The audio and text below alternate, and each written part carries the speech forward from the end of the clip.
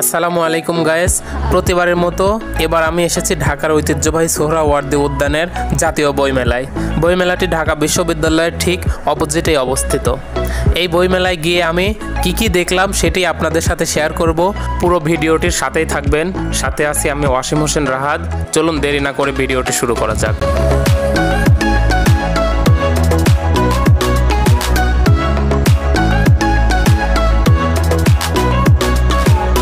এটি হচ্ছে ঢাকা বিশ্ববিদ্যালয় সংলগ্ন রাজু ভাস্কর্য।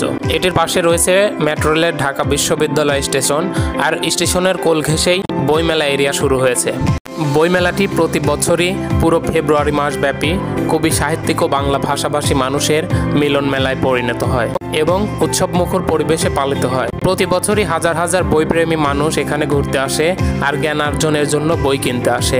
আর আমিও প্রতি বছর এই বইমেলায় আসার চেষ্টা করি, তাই তো এবারও চলে আসলাম। আমিও লেখালেখি করতে ভালোবাসি, তাই তো আমি প্রতি বছরই বিভিন্ন প্রকাশনের যৌথ কাব্যগ্রন্থে কিছু কবিতা প্রকাশিত করি। আর বইমেলায় এসে নিজের লেখা কবিতার বই পড়তে বা দেখতে কার না ভালো লাগে। বইয়ের পাতায় আমার লেখা কবিতা দেখতেই মনের মধ্যে দারুণ অনুভূতি সৃষ্টি হলো। তারপর রীতিমতো ঘুরতে লাগলাম আর বিভিন্ন রকম বইগুলো দেখতে লাগলাম। আর এরপরই বাংলার মিস্টার বিন খ্যাত ম্যাজিশিয়ান ও লেখক রাশেদ শিকদার ভাইয়ের সাথে দেখা করলাম।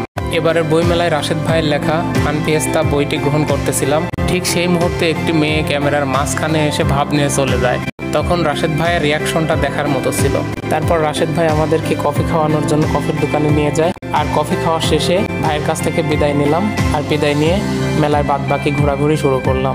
মেলায় আমার কাছে এই স্টলটি সবচেয়ে বেশি ভালো লাগছিল। এটি পুরোটাই বাঁশের তৈরি। মেলায় ঘুরতে ঘুরতে একজন বিখ্যাত লেখকের সাথে দেখা হয়ে গেল। এই লেখককে আপনারা অনেকেই চিনে থাকতে পারেন, আর এই লেখকের নাম টিপু সুলতান।